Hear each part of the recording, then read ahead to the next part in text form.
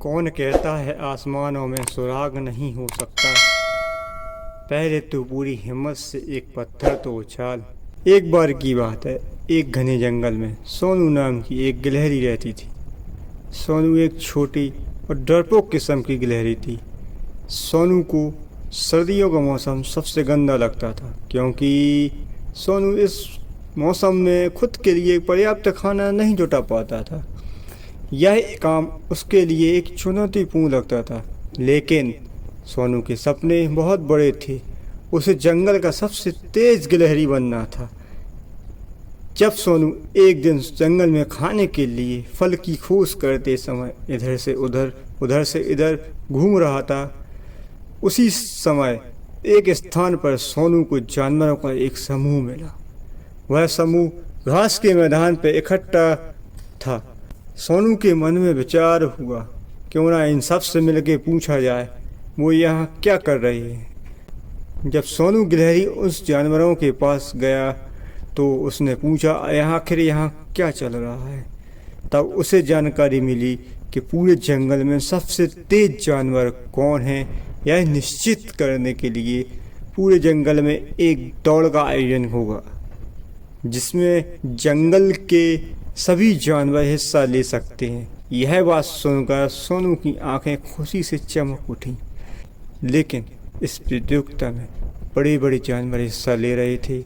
इसमें फुर्तीले से फुर्तीले खरगोश, बहुत तेज चीते और बड़े बड़े बाज जैसे तेज जानवर भी हिस्सा ले रहे थे, तथा सभी जानवर अपनी अपनी पूरी तैयारी में जुटे हुए थे। सोनू गिलहरी उनकी गति और क्षमताओं से अभिभूत महसूस कर रहा था, लेकिन सोनू गिलहरी भी इस प्रतियोगिता में भाग लेना चाहता था और खुद को साबित करना चाहता था।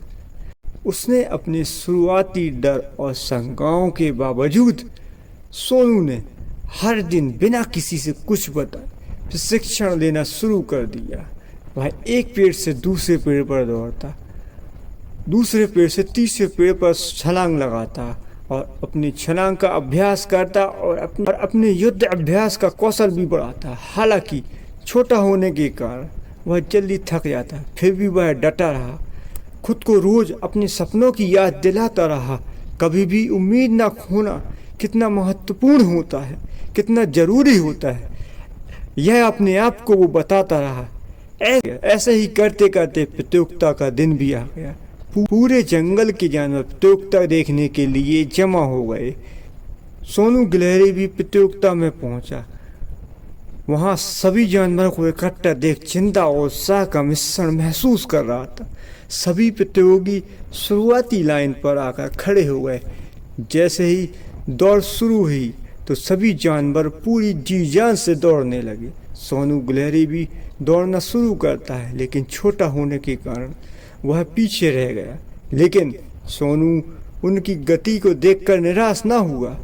अपनी पूरी ताकत से एक पेड़ से दूसरे पेड़, दूसरे पेड़ से तीसरे पेड़ पर छलांग लगाते हुए अपने पूरा ध्यान रास्ते पर केंद्रित किया। धीरे धीरे सोनू गिलहरी बहुत से जानवरों को पीछे कर दिया।